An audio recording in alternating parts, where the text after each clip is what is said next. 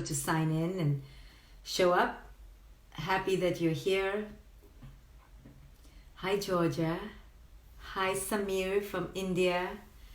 Gabi Luiz Maria Mia.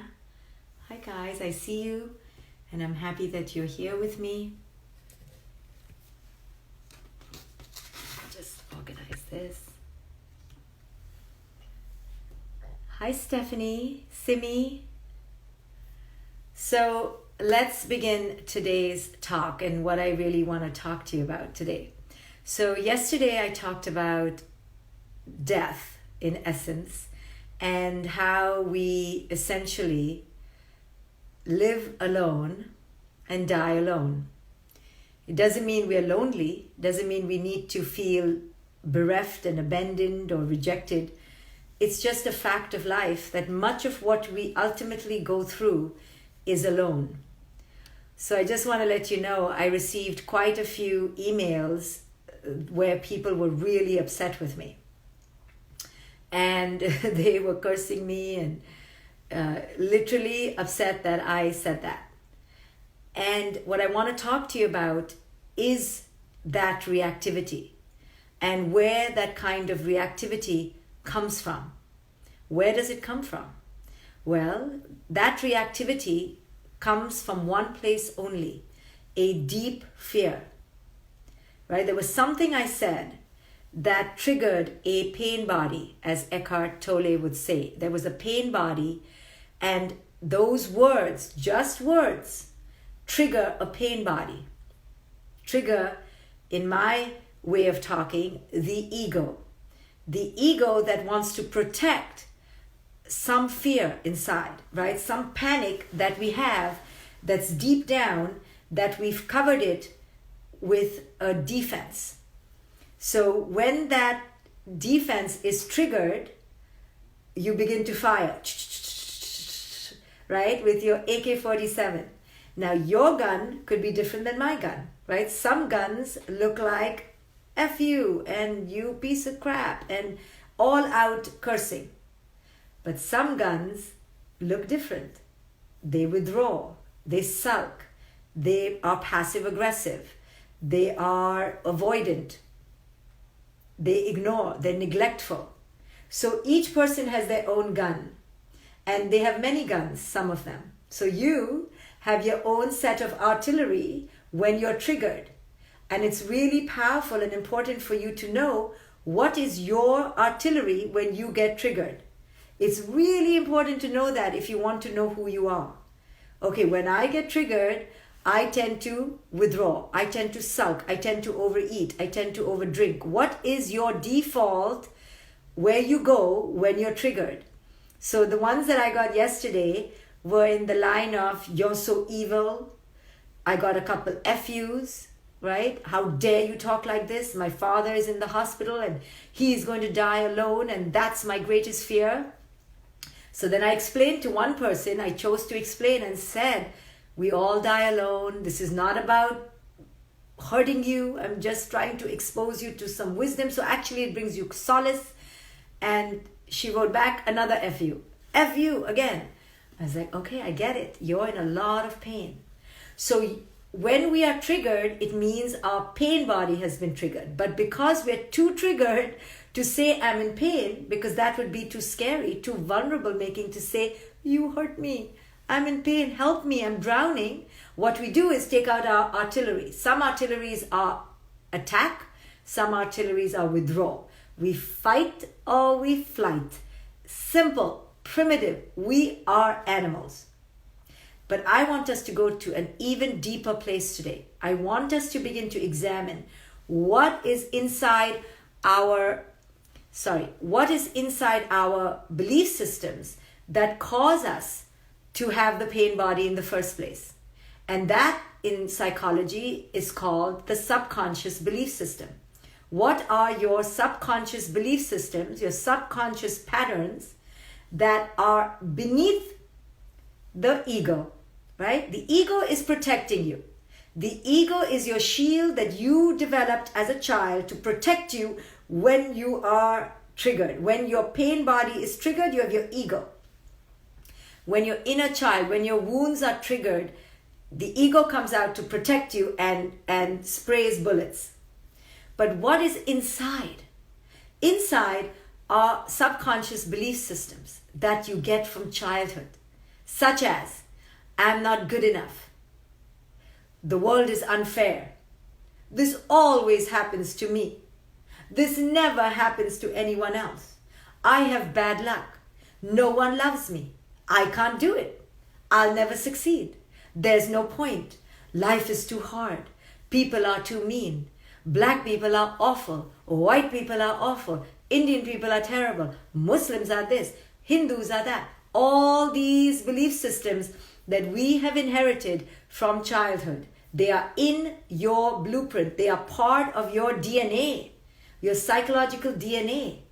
And those are sitting like sand at the bottom of a big jar of water.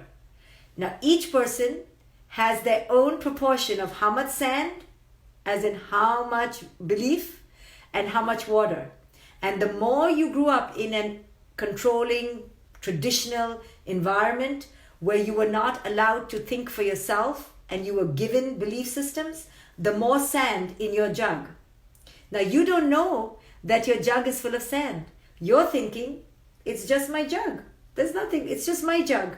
My jug just looks like this. You don't realize it's full of belief systems clogging the water. You don't realize that because you just had your childhood. Your childhood kept dumping sand in your clear water, dumping. Do this, not that. Think this, not that. Believe this, not that. You are this, not that. And you just kept absorbing. And as you grew up, the sand kept filling up your clear water. So now when somebody comes from the outside and says anything to you, touches any part of the jug of water, because it's got so much inflammable material in there, aka the sand, aka your belief systems, anywhere they touch, something could detonate. So somebody says to you, you're so stupid. And if your belief system already was, I'm not good enough, boom, explosion, right? Or somebody says to you, I disagree with you. And anyway, in the jug was a belief system that I'm not good enough, boom. And that's why you've noticed sometimes some people have such a crazy reaction to everything.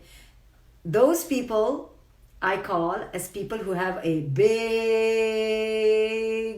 ego, right? And the reason they have a big ego is because they have so much pain inside. The more ego, the more inner pain. And I know it's hard to accept the inner pain because the ego is so obnoxious, but that's the only way to heal the world, is to see the more the outside, the more the less, or the more the pain inside and less the worth inside. So they have a big pain body, right? Everywhere you touch them, they're detonating because their pain body is so big. Sometimes you're like that.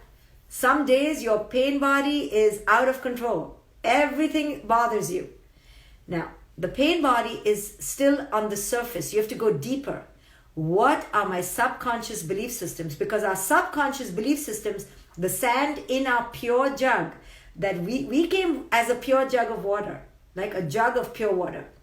And our parents, our caregivers, and our culture kept dumping sand. You're not good enough. You're not this. You're this.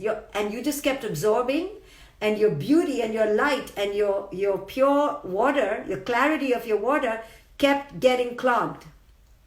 Now when you're an adult, you're losing your shit every minute because you have no choice. You are a walking, breathing, living landmine, ready to be detonated by anything. That's why we need to eat a lot, we need to drink a lot of alcohol, and we need to watch Netflix a lot to keep us calm.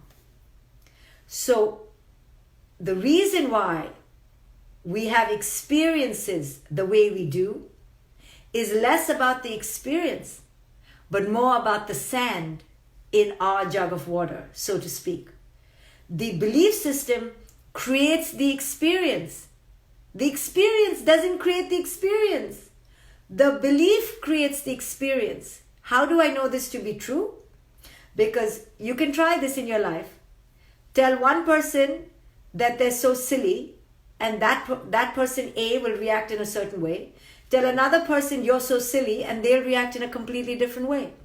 Better still, tell one person they're a nincompoop, ignoramus, idiot. They'll react one way. They may laugh. The next person you say, you nincompoop, ignoramus, idiot, and they'll get out their AK-47. Therefore, you know it's not the situation. You know it. It's the programming within that creates the experience. The experience is created from within. It is not created from without. I mean, this is like something I say 1,000,000 times a day, but no one believes me. They're like, no, it's the outside. I'm like, no, it's the inside. No, it's the outside, doctor. I'm like, no, it's the inside. So this woman who got angry with me because of my email which said, you die alone, I think I could have phrased it better. I agree. My email said, you die alone. Because to me, it's the most liberating idea in the world to understand that we die alone. If I get that, then I get everything. Then I'm wise. Then I let go. I'm not dependent anymore. So I think I'm writing something lovely. You die alone. She had a big pain body because her father is dying alone. Poor baby. But she didn't just sit with her pain. She didn't just say, you know what, I'm experiencing this because of my inner life, because of my inner unique circumstances. She literally said, you're wrong. And I'm like, no, baby, I'm not wrong, because 1,600 people didn't say anything. And the 17th person or the 18th person in the row, they said something, not all the others. And she's like, no, it's you. So what to do now? But we need to understand, those of us who want to change our life, that if we're experiencing something, it is not from the outside only. It's also your inner patterning, your belief system. So for example, if it's raining and you experience the wetness of the rain, now that is because of the rain, because rain is wet. But how you experience the wetness of the rain, whether you giggle and you dance and you splash and you're joyful, or you're upset and you're cursing and you're complaining and you're angry, now that is dependent on your inner subconscious patterns. Now that's a silly example, but it leaks into every area of your life. How you handle whether you get fired, how you handle a compliment, how you handle an insult, whether you see something as a compliment or as an insult, how you handle your relationship, how you handle betrayal, loneliness, cheating, trust, how you handle every aspect of your life comes not from the external, but from your subconscious patterning. And until you understand how you are therefore co-creating life, right? So if there's a bank robbery when you're at the bank, that is certainly disturbing. Anyone could say it was disturbing. But the degree to which you're disturbed is your co-creation. The degree to which you're traumatized is your co-creation, right? It's not a given that everybody will be traumatized in the same way. And that is where you have power. Coronavirus is the coronavirus. It is a complete and utter shit show, really. So no doubt about it. Everybody's having a panic. Everybody's in PTSD to some degree. The degree is up to you. It's based on your patterning, and you can disrupt the patterning at any time. The coronavirus is the coronavirus. The relationship is the relationship. Your child is your child. The weather is weather.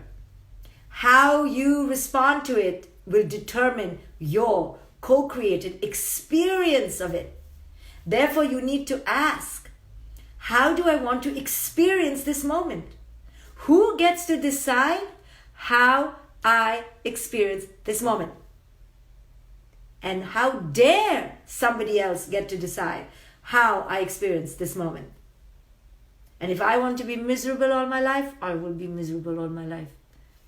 And if I want to be joyful, I'll be joyful. It's literally that complex and that simple. It's so simple as it's flipping the switch.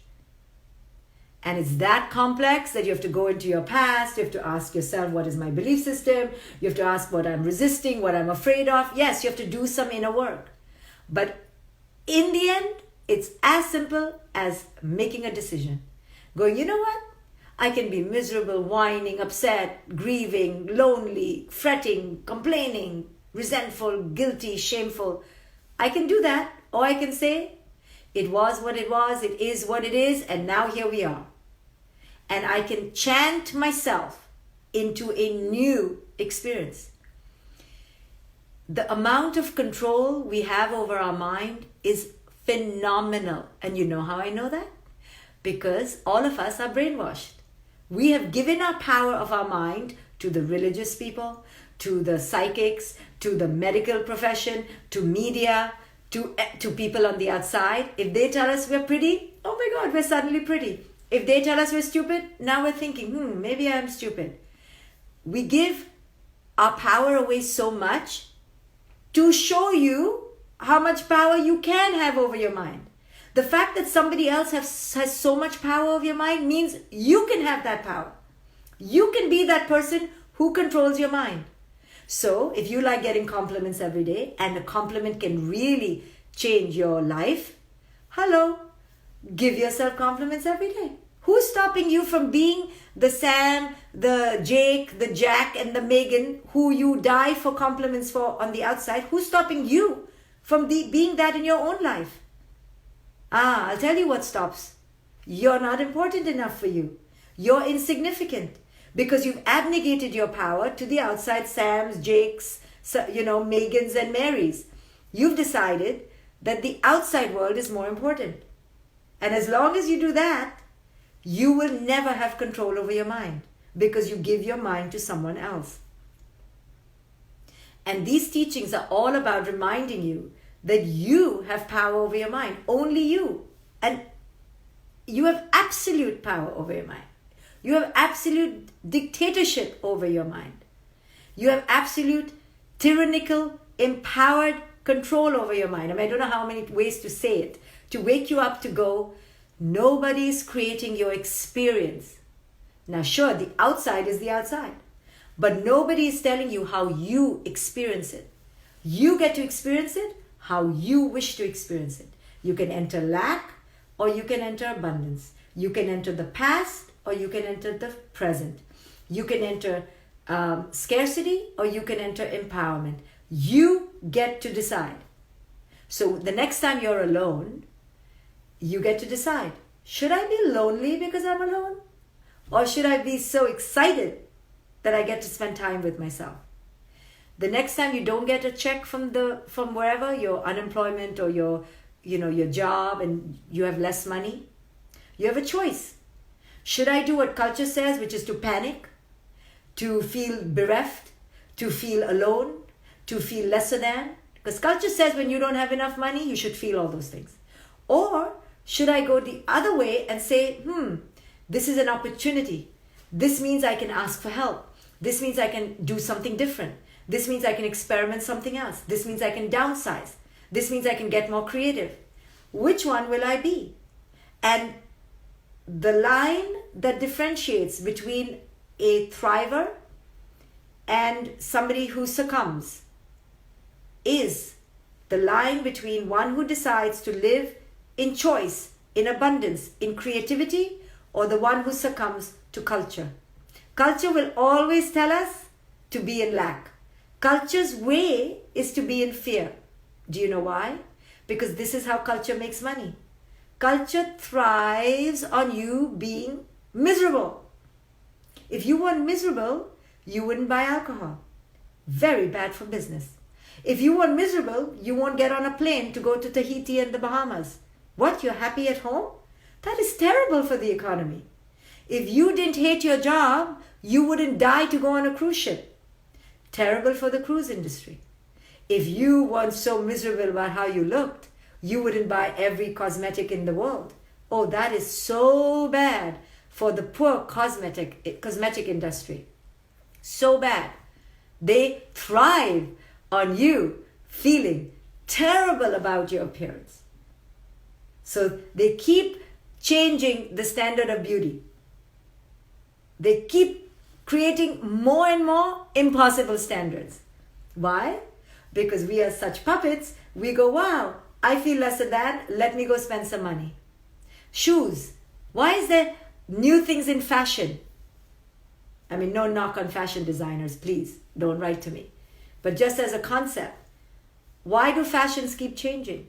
There are only 4 seasons in nature. Nature doesn't create new seasons. Nature doesn't say, you know what, this is out of fashion. Spring is out of fashion. Let's create a new version, a new iteration. Spring 2.0, spring 3.0. No, nature doesn't. Because nature is just what it is. It's happy, moving a little bit. It's content, being simple. Not us. No, we must have 2.0, 3.0, 5.0. And every time Apple changes its damn adapter, you're like, damn it. They changed the adapter again. They changed the head. This one doesn't fit in this one. Very smart. Why shouldn't they? Because we keep buying the new version. You buy the new version, you have to buy the whole accessory. All of it. It's a fabulous way to keep you spending money. So culture will always keep you mired in lesser thanness. All the institutions will keep you mired in lesser thanness, so that you keep in the institution. You keep thinking you need the institution. Religious, education, marriage, children, parenting, so that you keep in there. Culture will always tell you you're not a good enough parent. So that you can spend on the tutors, you can buy more things for your children, you can take them on more trips, you can buy them more electronics. Culture thrives on your feeling shitty about yourself. So every time you feel shitty about yourself, just know culture won. Culture won. 1 for culture, 2 for culture, 3 for culture. In every single day, culture's winning. Winning by far, by leaps, by bounds. And you know who's spending the money? We are, because culture wins. So the only way to take back your power is to take your mind back, which at its core is to change those belief systems from lesser thanness to abundance, from fear to power, from lack to abundance. That's your only choice. But all the people around you are going to keep you down, because everyone is part of culture. Everyone is part of the brainwashing that you are not good enough. Because when you're not good enough and you feel shitty about yourself, I feel really good about myself. So all of us are doing this to each other. Why do you think we women will not admit this, but we women know we only get ready for other women? What does that mean? Because the men are not noticing anything. But what does that mean? That we women want other women to notice how amazing we are. We want other women to notice our purse, because the men are not noticing. But why do we want women to notice our purse? Think about it. Isn't it terribly sinister that we want other women to notice what a great purse we have? Why? Because we want to feel amazing. We want to feel better than. You'll say no. You'll say, I do it because I like to wear the $6,000 purse. I like to carry a $6,000 purse. Sure. It's because you feel lesser than. And unless we admit that most of our subconscious belief systems are programmed in lesser thanness, in unworthiness, in fear, in scarcity, in lack, we will, until we admit it, we will keep being reactive to the outside world. And we will keep having a huge pain body. And people will be able to harm us, hurt us, and we will feel victimized and downtrodden and depressed and wonder why we're depressed. It's because our pain body is so big. So unless we go inside ourselves and own how our belief systems are shaping our experience, there is no evil husband, there is no evil child, there is no evil president, there isn't, sorry. It's our belief systems that create our experience. We will not take our power back. We will not own how we need to change in our lives right here, right now. So this is how it all begins and ends, with you understanding yourself, you owning your own life experience, you making a decision that this is how I'm going to live my life, this is how I'm going to own my own destiny. Culture cannot win over me anymore. No Mary, Beth, Sam, Jake, I'm sorry if these are your names, but nobody on the outside is going to own my mind. I am going to own my own mind. I am going to take over and be the empress and the emperor of my own destiny. You manifest your life experience. You don't create the conditions. You can't help if it rains or if it snows or if there's pollen or not. You don't. But you do manifest your life experience. You don't manifest your life. You can't control life. Life is life is life is life. But you control the life experience. So don't forget that. Life is out of control. Life is out of control to a point that you can only laugh. That's how out of control life is. But your life experience, now that is up to you. And once you get that, once you realize that you are in charge of your life experience, you are unstoppable, you are untouchable, you are unfathomably powerful, and you are just out of any sort of cage, out of any container. You are unbridled because you realize the power you have. You are the ocean, you are the sky, you are the cosmos, you are every living creature. You are that because you are energy, and you are never caught in the form of the present moment. You realize that you are beyond that. But all of that can only come when you get out of your own subconscious limiting belief systems. The belief systems bog you down. You have to cut the cord and begin to fly.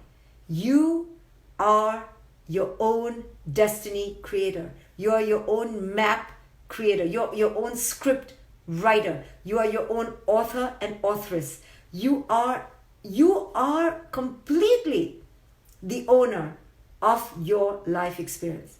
And until you realize and harness that power, you won't fully be liberated. So give it to yourself today. Say to yourself, for one day of my life, can I be the complete creator, writer, conductor of my life experience?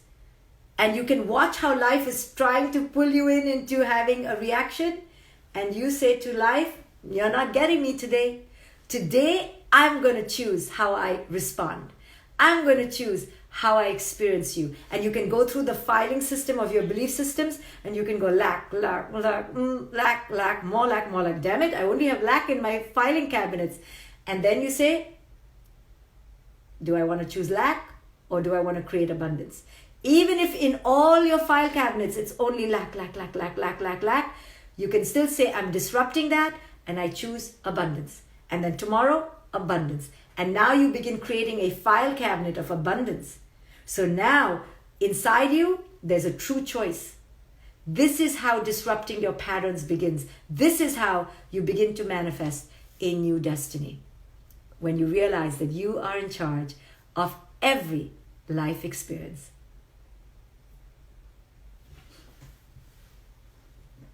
So every single day I meditate on another group, on another Facebook group. So if you want to join me, you can come. I'm going to be meditating there in 15 minutes. The Facebook group is called facebook.com/groups/get superpowered. Somebody will post it, and learn to meditate, guys, because without meditation, there's really no spiritual evolution, because meditation teaches us to go within and to control our mind. And that's what I'm teaching you, is how do you take your mind under your charge. So come meditate with me. It's a free Facebook group. You can just join and then you can hear the recordings later. facebook.com/groups/get superpowered. I hope I see you there, and I'll be back, if I can control it, tomorrow. Bye, everyone.